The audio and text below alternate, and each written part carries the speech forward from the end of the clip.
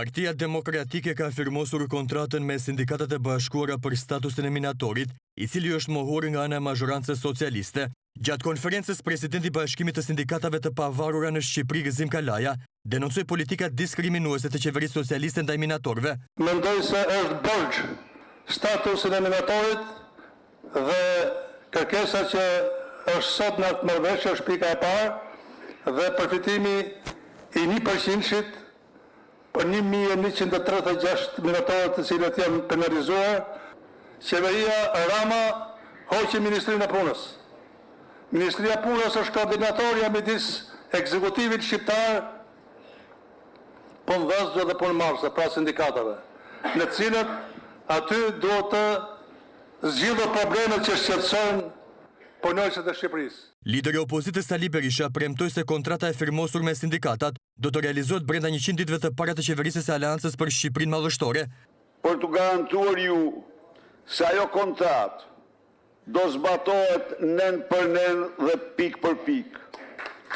Madje do zbatohet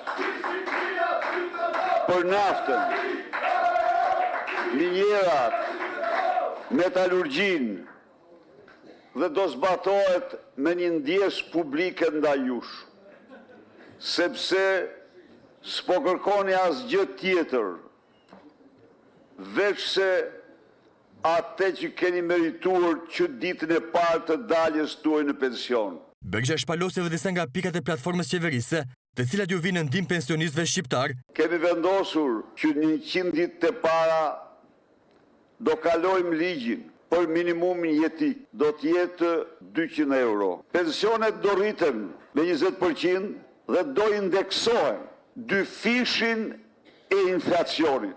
Nuk do mund të ketë rrogë tullë në 500 euro. Dhe pas kësaj, jemi të vërtet, ne do vendosim normën pagën për orë pune. Pensionistët do kenë kartë e konsumatorit. Parashikon që ata të marrin 20% si në TVSH që paguajnë si TVSH. Sali Berisha u shpreh se me ardhmën e opozitës në pushtet do të ulen taksat për biznesin, si dhe prodhimi Made in Albania do të mbush tregjet shqiptare dhe ato të huaja.